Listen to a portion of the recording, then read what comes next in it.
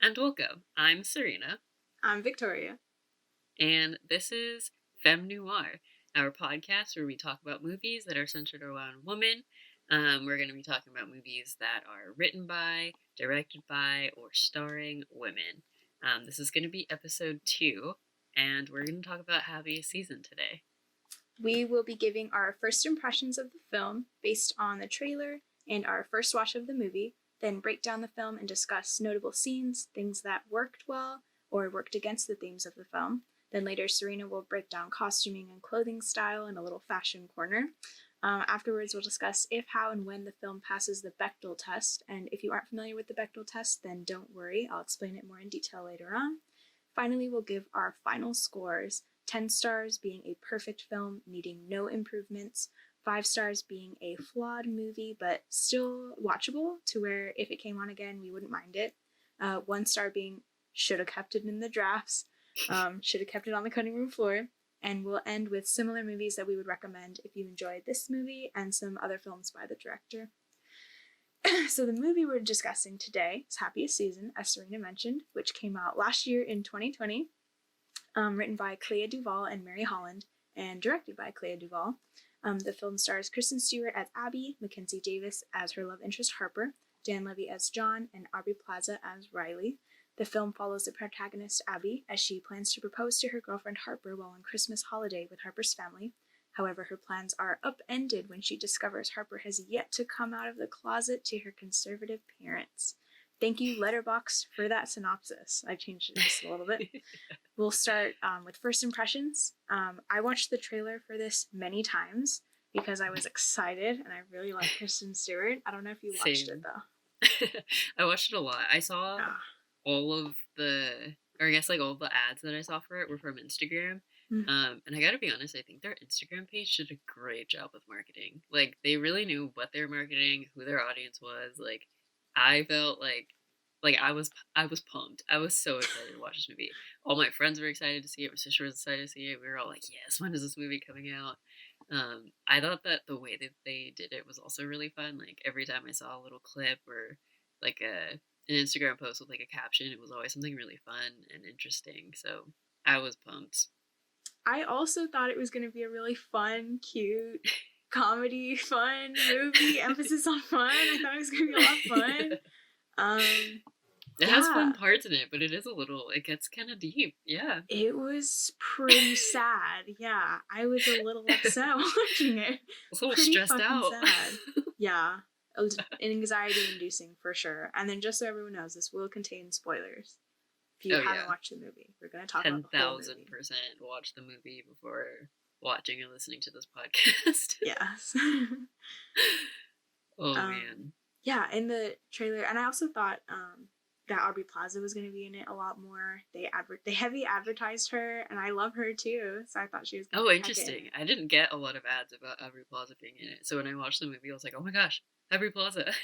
Oh, no way. Not on Instagram? Interesting. I didn't see any on Instagram. Huh. Yeah, that's crazy. Maybe it's our like algorithm. Because I follow Aubrey. Love her. Yeah. The Instagram algorithm needs to give me more Aubrey Plaza, to be honest. And it's kind of opposite. We talked about in the Wonder Woman one how when we first watched it, we really liked it, and then when we watched it more, we hated it. I was kind of upset at this one. Like, I was leaning more towards the side of really not liking it. But then watching it another time and talking about it more, it's really grown on me. I changed my rating of it because I was like, this is actually better than I'm giving it credit for, I think. I was a little harsh on it the first time. Yeah, I think this movie, when I watched it the first time, I watched it with my sister, and I was just like, oh, that's a cute movie. And then I watched it again with my friends like a week later, and I was like, oh, I actually like this more than I thought I was going to. Like, very detail-oriented things that I didn't pick up on the first time.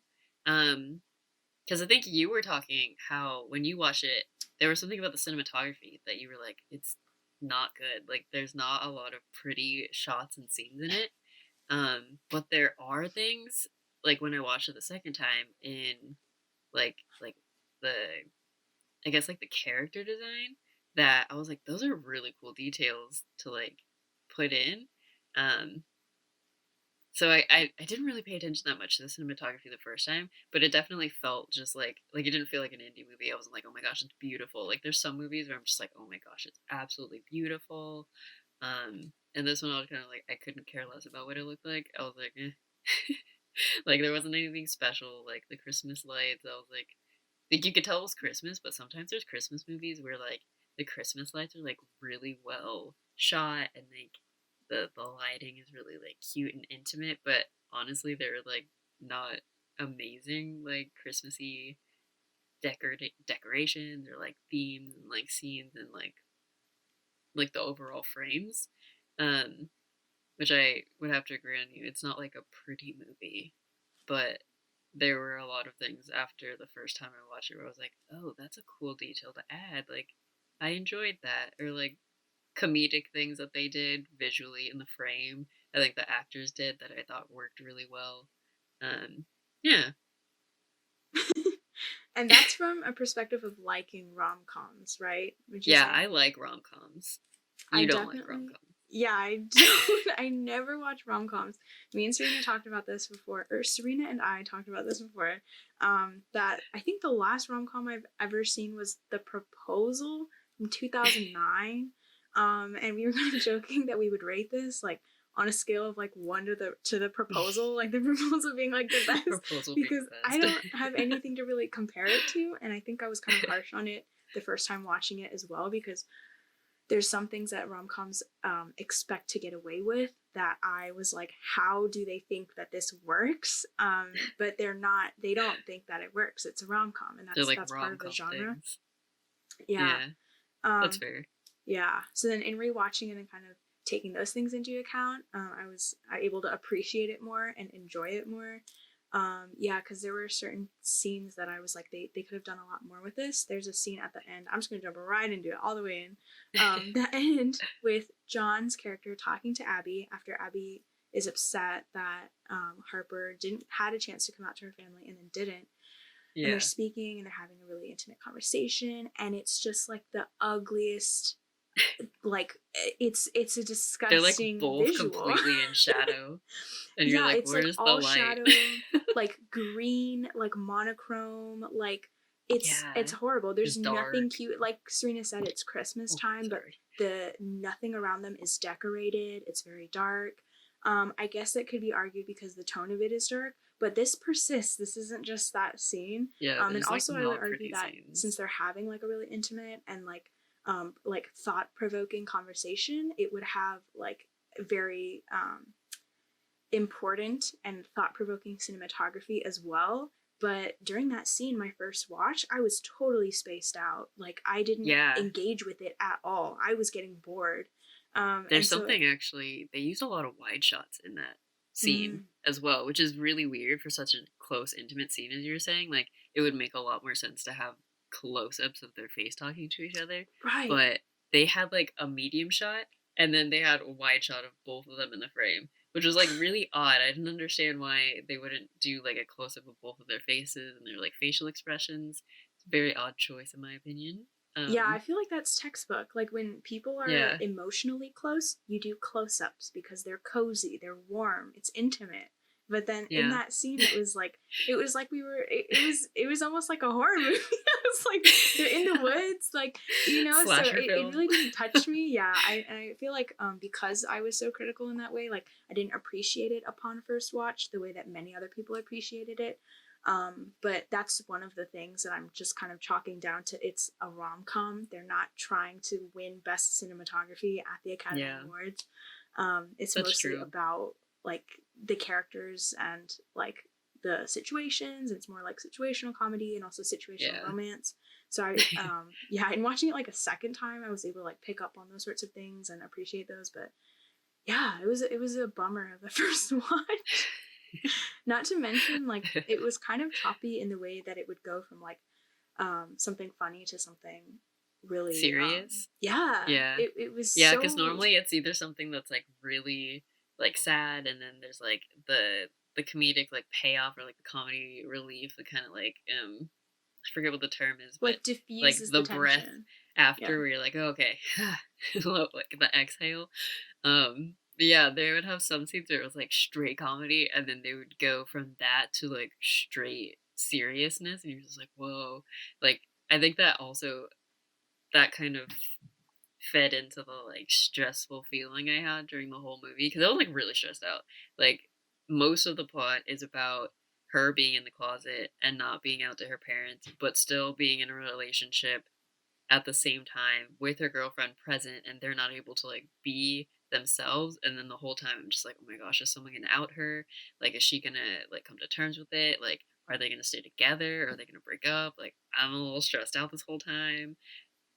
I was kinda triggered. I was like, "Oh my gosh, this is so stressful." Like, I Yeah. was stressed out for both of them. I was like, "Oh my goodness." Normally, I don't feel that, like, connected, I guess, to 2 characters, but I think that's one thing they did really well in this movie is that for both characters, you kind of feel, um, like, both of their sides and their point of view. It comes across really well, I think, for both characters. You're very much there for Harper. You're like, "Oh my goodness." Totally feel like I totally, like, get what she feels about, like, not wanting to put the pressure on her family, not wanting to change anything, like, having a family around, and, like, the stress of what happens after that, like, what will happen, and then I totally got, like, Abby's feeling with being like, "Okay, but I'm also part of your life. Are you covering me up? Like, are we still gonna work? I don't know if I can continue pretending," and I was but, like, I thought they did a really great job because a lot of movies, you don't kinda get, like, that dual especially in rom-coms, you don't really get that level of emotion, um, or point of view and perspective from more than one character. Oh yeah, and I don't think that was a drawback. I think it's okay for movies to be funny but also deal with like serious topics. I definitely think it's Yeah, possible. So I don't think that it it's something that they shouldn't have done. It was okay. yeah, Um, it was just, like, pacing-wise, it was a little odd. yeah, it was kind of crunchy. It's like there wasn't yeah, it didn't transition very well, I don't think. And I'm still confused after two watches like why. I mean, we kind of had this discussion and you kind of were um like brought up an answer, but then now I'm just I guess I'm presenting it to provoke thought and also maybe find other answers about why there had to be that scene where Abby steals the necklace. Like she doesn't Oh, steal with the it. twins. Yeah, with the twins and they drop The it in her twins. bag. That was like the most It misplaced was a scene in my very mind. odd, like, thing. Cause I like, don't know I don't why know. it I happened. feel like it was because they were trying to, like, make something happen for the family not to like her. Cause Abby's, Right. like, likable, I guess, and there's no reason for Harper's family not to like Abby, and I Yeah. guess maybe that was, like, their way. It's a very weird, like, thing to do, like, they could've just been like, "Oh, you're wearing that?" Like, "Oh, maybe she dressed like a poor person because 'cause they're, like, supposed to be rich or something." I don't know. And they're like, "She looks like a hobo," even though it's, like, a fashion choice. Like, maybe that You would have have to been go a to the better fashion way, zone but to the instead fashion they're zone. like, "You're a thug. You stole from the store." And she's like, "I literally didn't do that." I was And like, yeah, "Okay." there was a weird It's a very accompanying scene odd. where she's being like questioned and like Yeah. that was I was like, So these okay, is 2 this gonna be like a random B plot? But then that kind of really doesn't they come never go back. back to it. Yeah. Yeah, because I guess, like, in most rom-coms, if they do something like that, where it's, like, a random security guard that you meet, like, they bring him back for, like, a secondary, like, comedic relief, like, towards the end, or, like, I don't know, he shows up at the wedding, and you're like, "Oh my gosh, that's the security guard," or something like Exact. that, but, like, Yeah. they're never there ever again. I Like, you know. never see them, there's no significance to that other than they don't like Abby for, like, a short period of time, for more jokes about Abby. Yeah.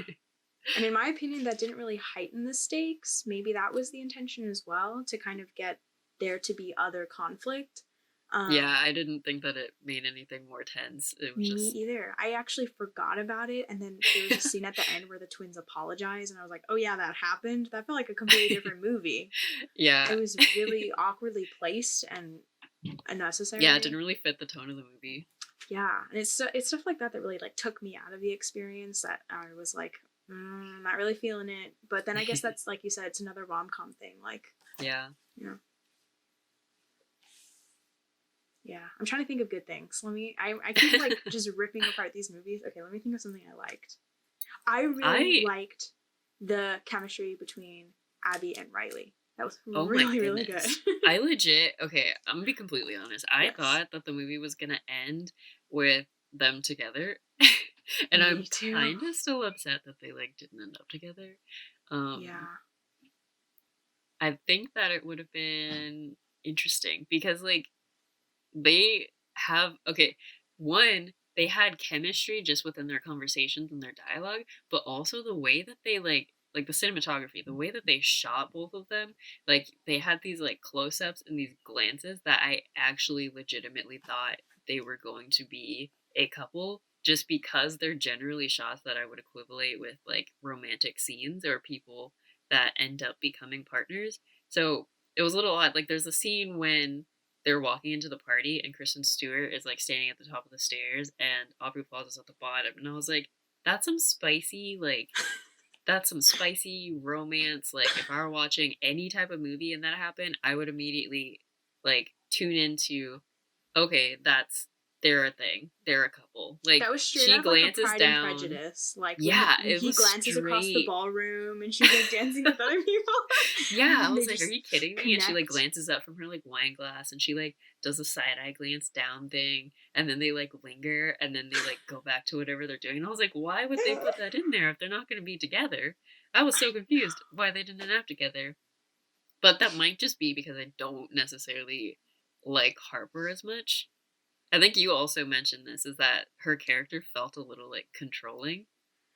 And we Yeah. couldn't Okay. tell if it was the fact that either she's controlling or she's only being like that because of the way her family is. And we were just kind of, I was wondering the whole time. Ooh, I the was way like, that is her she family actually? is. Yeah, because her family is very like conditional. And they talk about it a little bit in the movie where she talks about how love with her family has to be like earned and it's really conditional. And she's never really had like an unconditional type of like experience with love except for with Abby. And then I feel like it actually plays in a lot to um hmm, maybe it plays in a lot actually with their relationship because Abby is very unconditional. And I may actually like this movie a little bit more now that I'm thinking about this this fact. I just had that like light bulb moment is that it's actually very characteristic the fact that she thinks that everything's conditional and so her relationship with Abby is very unconditional and it's almost to a fault where she expects Abby to always be there. And then it gets to the point where Abby's like, obviously I have an unconditional love for you, but there does have to be some conditions. Boundaries. Oh yeah. Like there's some boundaries that we have to set in place, like and it's kind of their journey with that. It's a little interesting. Because I know that was a big deal with the end with all the siblings when they're talking about their own not necessarily like coming out, but when all their secrets are revealed, except for Jane, because Jane is a precious angel. And I love her with all my heart. But when the two older sisters, they were like, yeah, we haven't told you this because you would probably hate us for it, or something would change and it would be weird. And I think that's something that even in that intimate moment with Dan Levy and Kristen Stewart, when they were talking, that Dan Levy's like, when you came out, your parents still loved you, but not a lot of us get that same story and so you have to be like compassionate or just like understanding with the fact. And it's like I kind of like the conversation where they have like I have to be understanding, but at the same time I can still have my own needs.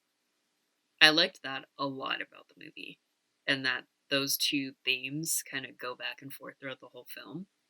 Um, Even in like some of the like you can see the conditionality of the family change, especially with their reactions to like Abby throughout the movie, like with the what you were talking about the necklace. They're like, yeah, okay, Abby's kind of cool. She's dating her, and then they're like, she stole something. No, Abby is a big no, and then they start treating her like really weird. I was like, okay. So I do like that those themes kind of play back and forth throughout the whole film, um, and within like their interpersonal relationships. Maybe that's why she's like that. And I'm like happy that much as I thought she was controlling, but maybe instead of being controlling, she's just living in a conditional. love world where she hasn't experienced real unconditional love and isn't used to it, and she's like defense mechanism, you know? Some I people would have be that more defense empathetic mechanism. in that way if she were a real person. Yeah. But yeah, But since she's this is not all real. made up, I'm like, well, they could have, because they gave they gave Abby and Riley really good a really good like meet cute scene, and just they're talking about like growing up and their sexuality and that kind of stuff. Mm-hmm. And there's a lot of like banter between them, Oh, and their it's written really banter, well. There's good so dialogue, there's good. nice, there's like the lighting is like really warm and red, and Yeah. there's like it creates a mood. All these things work together and they create a mood, and Yeah. I felt that there was chemistry when they introduced Harper and Abby. They're in the In dark. my opinion, I know. First of all, it's ugly. They're at But night. I know. You can't see them. You It hear was, them first. yeah, it was like unattractive to me because it's like, okay, so Harper and Abby are on this Christmas tour. Abby says, like Harper says, I know you don't even want to be here, but Abby's like, okay, I came for you, whatever. So I'm like, okay, strike one. Like, Yeah, already off the Harper's bat, forcing Abby to do some that shit she doesn't doesn't want to do. seem. Later on, Harper's like, let's go climb this house. Abby doesn't want to do it, but Harper's like, let's do it. So Abby does it because she loves Harper. They jump off the roof. Abby doesn't want to do it. Harper's like, get the fuck down here. And so she does it. Abby's like, come, or no, not Abby. Harper's like, come to my family's Christmas. Abby's like, I don't want to go. Harper's like, do it. Like, and to me, that Yeah. was like, all of that dialogue and the fact that there wasn't any mood and the fact that, It's like like the said, first really three like, scenes of the movie. what happened? Those are like the first big three things that happen in the movie. Yeah, literally the first Like, scene. it's That's right the off first the scene of bat. the movie. The first thing you know about this couple. And to me, I'm like, this couple's dysfunctional. And I thought, like, as a film, I thought they were handing me this scene to tell me that Abby is gonna look for love elsewhere, because it was to me it was dysfunctional. And so when there came a functional human that could potentially be a partner for Abby, as a film viewer, I was like, okay, so they're telling me they're going to be the end game. That's what. Yeah. So that's the way I was following, and when it didn't end up like that, I was kind of upset. And yeah, now that you mentioned it about the Christmas and the way it was really toned down in that first scene as well, it was very it wasn't. They could have played really up pretty. the lights and played up the mood. Yeah. They didn't make any effort to do some that. Nice Christmas songs with like some nice pictures of like lights and like stuff like that. They do it better on Great British Baking Show than they do on on this movie. Wow. Bro, like, hire the British Baking Show cinematographer. I get more warm feeling vibes from that show, even when it's not Christmas themed, because they have separate Christmas themed ones. Yeah. But yeah. So that was my big there's problem. something you mentioned that I was gonna. No, go for it. I just wanted to say that I feel bad that I keep just mentioning only problems, but I'll try and think of more positive things. Okay, you go. I really enjoyed Aubrey Plaza, just her character alone. And I thought that she was a really cool like character to have in this film, because for both characters, she's kind of like the mirror for both of them, which is something you don't often get to see. Like, often they have a separate character for each one, or they have a character that they go to for like advice or something, but neither of them really go to her for advice or anything. They just kind of have conversations with her, and from the conversations, they both kind of see a little bit of their situations. And so I thought that was really interesting, because you don't see things like that often. Or like you have like a parallel to both of them, and they'll like one character will see this other character that's exactly them, and they'll either be like, you're just like me, or they keep trying to convince them that they're not like them, even though they are. Whereas with this movie, you had Riley that had dated Harper, and then you have Riley that becomes friends with Abby. And so she's this odd character where she knows exactly what Abby's going through because she dated Harper, and then you have this other dynamic where Riley's always going to be around and she's still an ex, and Harper and her have to be like nice to each other because of the way their families are, while at the same time knowing exactly what happened between the two of them, and Harper not knowing what Abby knows because of Riley having had these conversations with Abby on the side. And so it's really interesting because at the party, I think, is when you see it the most. Like right when that happens, when Harper's secret comes out and her sister like outs her, and she does the same thing that she did with Riley when they talk about their backstory. Riley they had dated, and then someone found out, and she was like, I'm not gay, she's gay, and like Riley was bullied for being gay. And so at the party, when Harper's outed and she's like, what? No, I'm not gay, she's just lying, she's telling you this, they have this scene where they both glance at each other, and she's like, I messed up. Like immediately, like, I've messed up and this is wrong. That's I've a already done this fantastic before. parallel. I didn't even pick up on that, but you're right. It happens like that's she awesome. does that. Yeah. And then like you see more of the conversations between Abby and Riley when they're at the bar and they're watching the drag show and they're talking about like the backstory of what happened between them. And then the phone call when she's talking to her friend, she's like, yeah, like I don't know, she's talking to Dan on the phone, Dan Levy's character on the phone, and she's like, yeah, I don't know, she didn't tell her parents, blah blah blah. And then like Riley comes in and says, hey, I don't mean to eavesdrop, but I kind of like I've been where you are, even if I don't have all the pieces. I'm kind of sensing that we're similar in this. And so I thought it was really interesting to have a single character that's both a parallel for both main characters at the same time.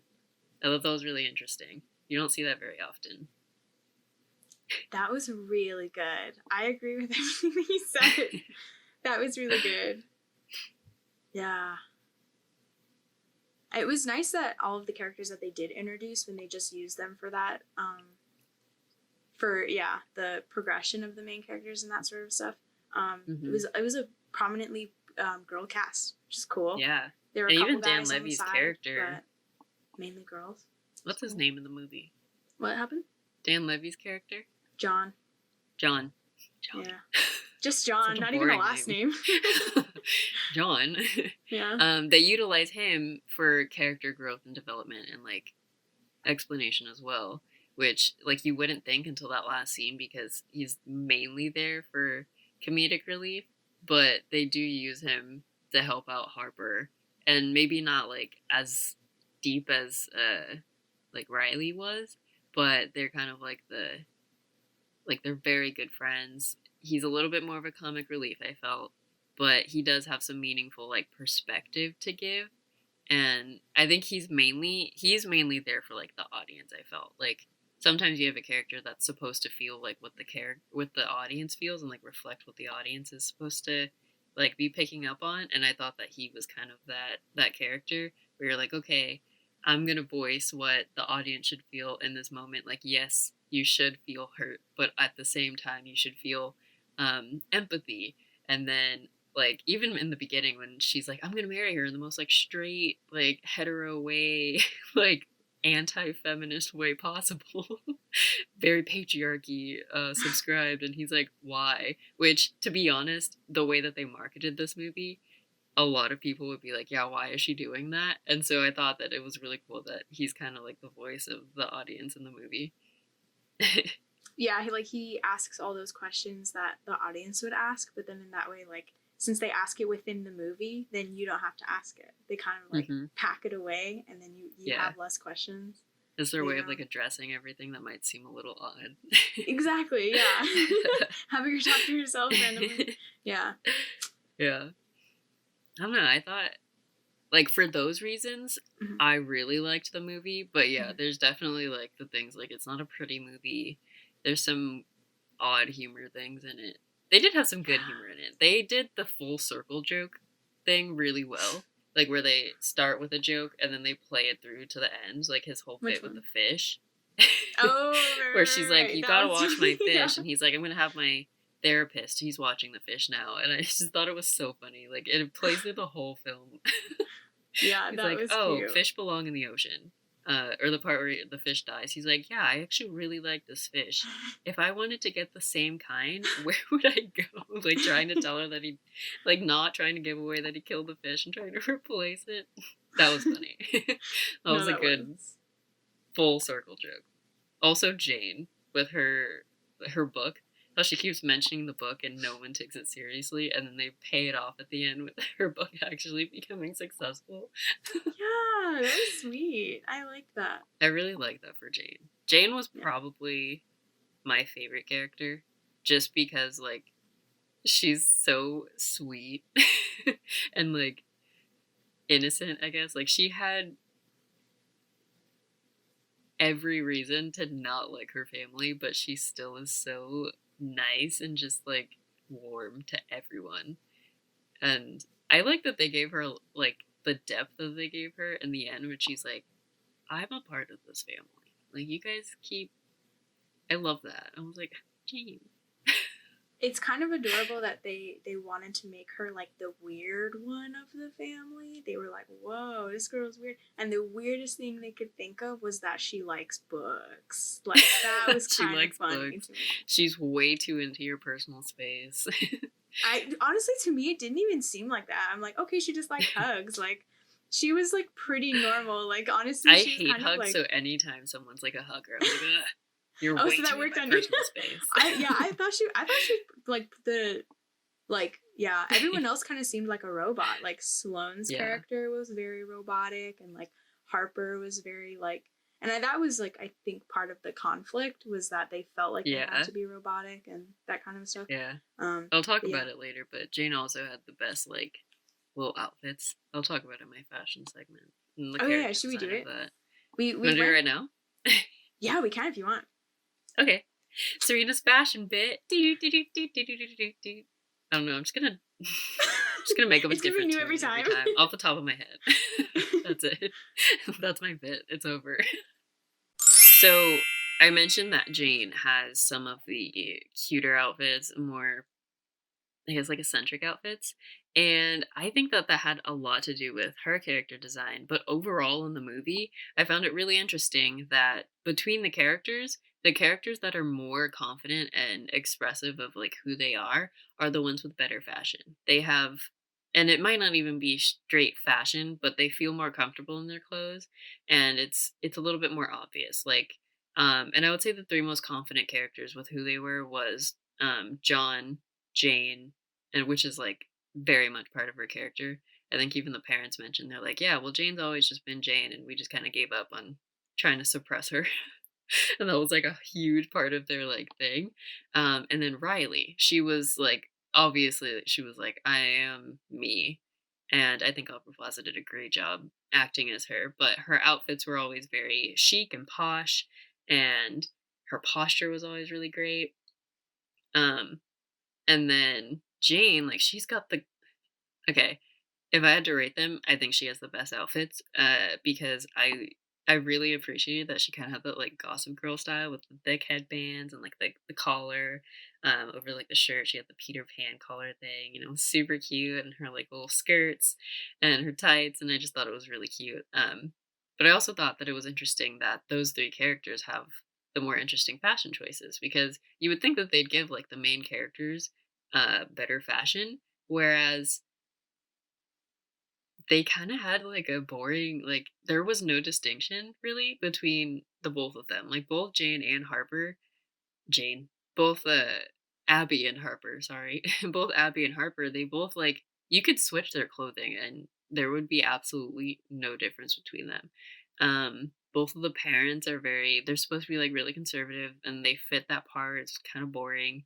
Um, and I just thought it was interesting because you see that the people around them that are confident in themselves wear more interesting fashion. And I think it's part of the character design, honestly, because a big part of this movie is that Harper is hiding herself from her family. So she wears clothes very similar to her family when she's around them. And then by proxy, she also puts Abby back in the closet.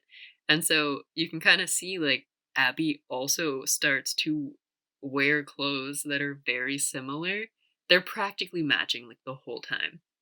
Because in the beginning, she's wearing like her beanies and her like she has this coat that she wears, and she has these like tighter pants, and it's really chic. In the first scene, actually, she's wearing like a more expressive, I feel like more Kristen Stewart like kind of an outfit. And then as soon as she moves in with the family, she starts wearing these baggy like t-shirts where she's like covering her hands all the time, or like her hands are always in her pocket. She doesn't wear hats anymore, and her hair is almost like completely in front of her face for a lot of the time when she's around Harper's family. And I feel like that's supposed to be, maybe it's not. I read it as a character design thing, and the fact that they aren't able to fully express themselves and be who they are, because Harper kind of does the same thing. She wears a lot of coats with her family, a lot of long sleeves, um, and just more like basic clothing instead of something a little bit more interesting that I feel like she wore. Like she wore something, it was either stripes or like a bolder color in the first scene when you see them, and they're in the Christmas thing. But I just thought that was really interesting for that reason. For the reasoning of like the characters that actually do express themselves wear more interesting clothing.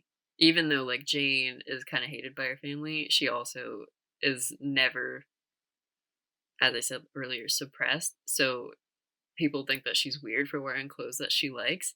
Whereas like when she meets Dan, Dan's also wearing his clothes. And this is actually completely not a fashion thing, but I thought it was great that those two just end up becoming like great friends at the end of the movie. I thought that was a great touch. But yeah, that's all I have for the fashion bit, or like the clothing style section. That was something I picked up on and I thought was really cool. What was I going to say? Yeah, no, I think the cloaking thing was really important. And I like that you said that they kind of, when they were spending a lot of time together, they started wearing like similar things. That's really cool. Yeah. That's really telling. Well, now the most important segment of the whole show is our FMF. Our Fuck, Marry, Friend Zone. with the men of the movie. So this movie, who do we have? We have John, Dan Levy, we have Connor, and we have... Connor's Harper's ex, right?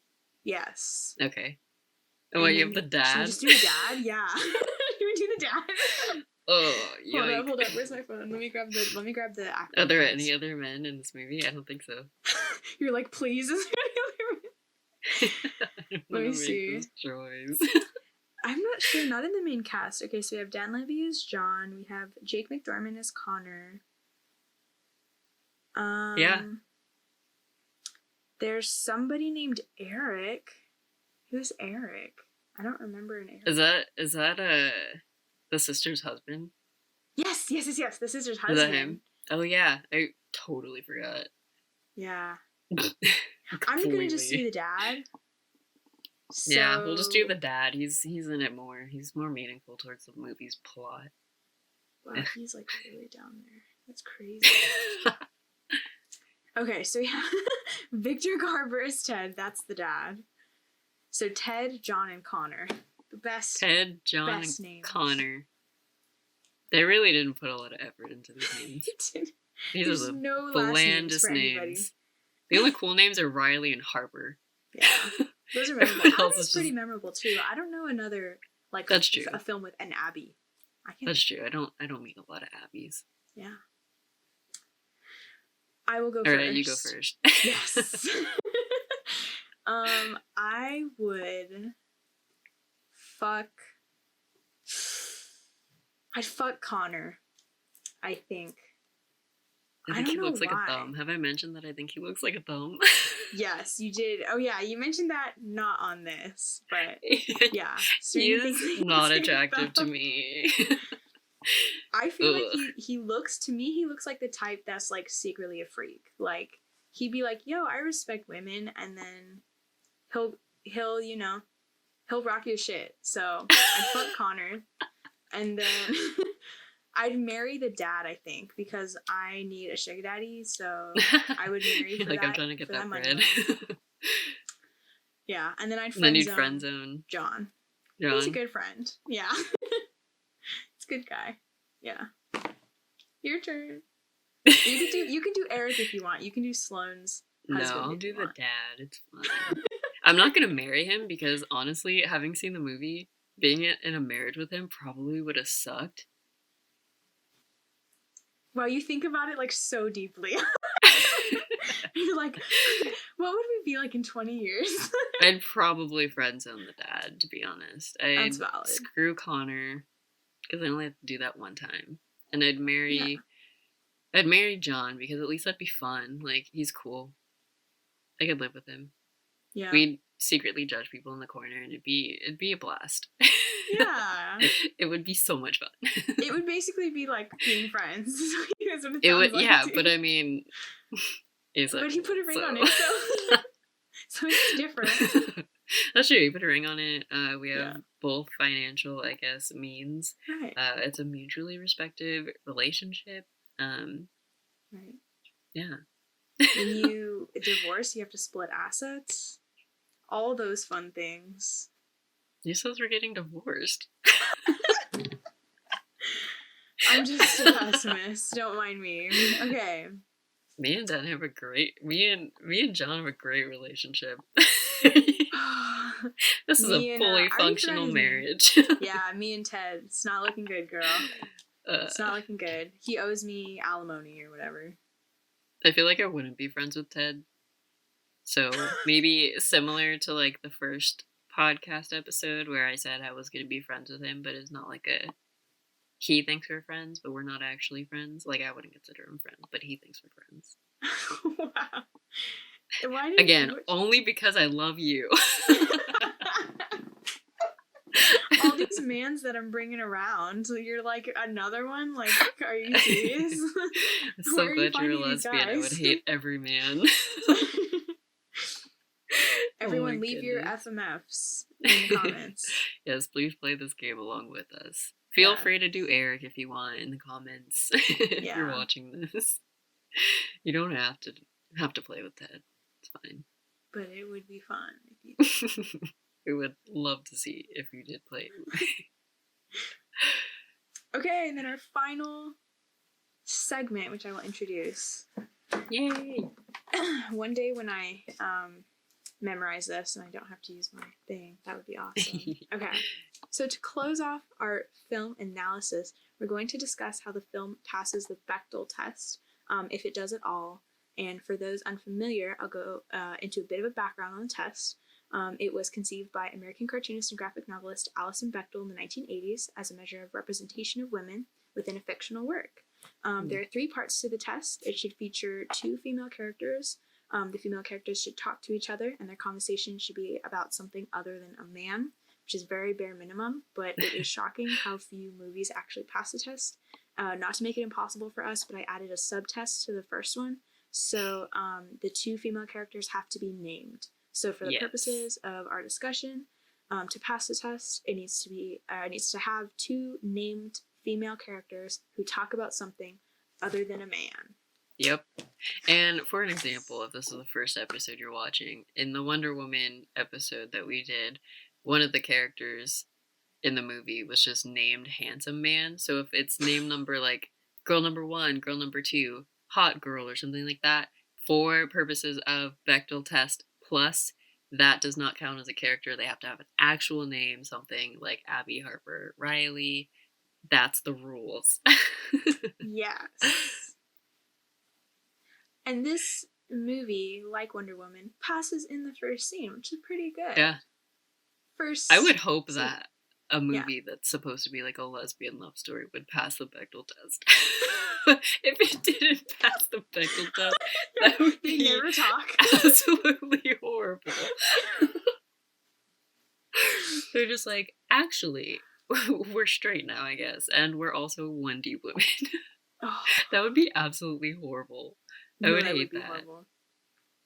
Something I also thought would be cool that we could talk about within the Bechdel test was like whether or not women of color have lines or are featured, etc., when they have lines and what they are and that kind of stuff. They're all white. Everyone's there's movie. the husband and the twins are the only people. Oh, yeah, the twins. That's it. I was a little disappointed with that. Actually, I was like, dang, it's a white movie. Yeah, like by the time Aubrey Plaza's introduced, it's already like pretty late in the movie, and they kind of do her character dirty. Like, I'm so on it with like negative shit about this movie, and I'm really trying to like it, but like the fact that they don't even give her like a conclusion. You last see her like leaving the party but for Yeah, so much with like that trauma that Harper. she was put through, yeah, and for so I much like, there's know. no reparations for her character. There's no happy ending for her. I Yeah, was so like she upset doesn't about just because she was randomly so, run into them, like nothing. She's never mentioned ever again. yeah, that was upsetting to me, It's and a that seemed like pitfall. an injustice. And I don't want to say it because she's the only person of color, but like, it's like what? The only woman of color on there. Ugh, Yeah. yeah. So yeah, what would you rate the movie? Would I rate it? I definitely have already seen it a couple times, and I do like the movie. Um, Overall, I pretty high, I guess. Not like ridiculously high. But for like I like rom-coms, so I would watch it again. And I think that it had some pretty cool, meaningful like plot. Not maybe not plot, but like script wise, I thought it was really good. And like I liked all the characters; they're really interesting. Like none of them were boring, and even if they were boring, it was like they were supposed to be. If that makes sense, like none of them felt like you weren't supposed to understand any of them. Um, yeah, I'd probably give it like a. I'm going between like a 7.5 and an 8. Because I feel like Ooh. 8's too high though, but it's definitely not like a 6. I was gonna give it a 6.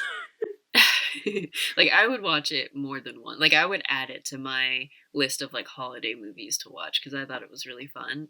And I don't know, I like having a little bit of diversity in my Hollywood movies, not just like a hetero straight couple.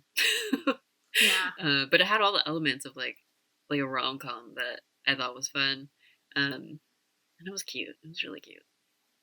I'll give it, I'll give it a 7.5. Mainly just because there were some like the scene. Yeah, there were like some things where I was just like, it's not that pretty, um, and I think that she should have ended up with Riley in the end. I think Abby and Riley should have ended up together, and for that reason, it does not rank as high. I feel that. Yeah, I have to rank it higher than Wonder Woman because I liked it better than Wonder Woman. Yeah. And I would rewatch it more. So I'm gonna say 6. I just have too many problems with it for to rank it any higher. Maybe it'll change. And Honestly, you don't like rom coms. what happened? And you don't like rom I coms. know it's such a bummer, but honestly, my ratings change all the time because like if you would have asked me when I first saw it, I would have given it like 2 stars. I hated it. I was like, this movie sucks. But like in rewatching it and like talking about it, I like appreciate it a lot more. So who knows? Honestly, I could go back to like actually it's not that good and then rate it low later. But like in the Yeah. moment right now, I'm gonna say like 6. Like it's really fun. Yeah. It's not perfect, but I'll watch it again and I'll enjoy it. So Yeah. Cool. for today's, Well, for today's movie recommendations. yeah. I'll find them. What are some other movies? If you enjoyed Happiest Season 2020, I recommend for you the film Bend It Like Beckham, directed by Gurinder Chadha. Came out in 2002. She is a woman director. It's a film about a girl She's who awesome. is from a conservative family and she likes soccer. They don't want her to play soccer. And it could be metaphoric. She has a friend throughout the movie played by Keira Knightley. And there's a lot of lesbian subtext, and the characters in the movie actually think that they are lesbians. So it's a really cool movie. I really enjoyed it. It has like rom-com attributes, so that was a really fun one. And I would also recommend the film But I'm a Cheerleader, directed by Jamie Babbitt, which came out in 1999.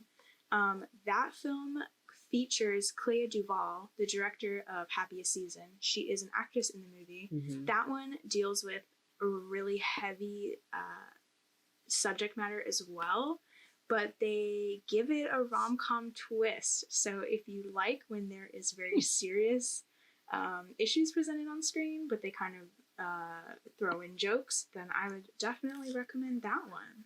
Those are my recommendations for you all. And then Jamie Babbitt is queer herself, so I really enjoyed that movie too. That's cool. I think I had one, and it wasn't really. And I guess it had more to do with like the theme of like the coming out story and like the coming of age kind of thing.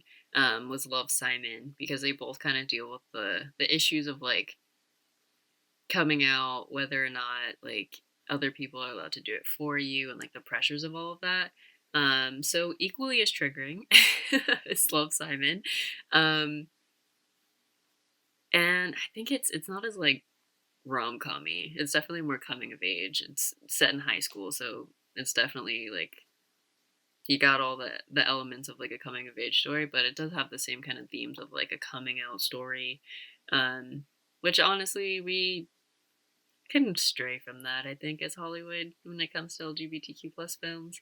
But it is nice that like those are films that like other people can watch, I guess, because like I don't know, some people really relate with those kinds of films. I always love a good coming of age film movie. I think those are great.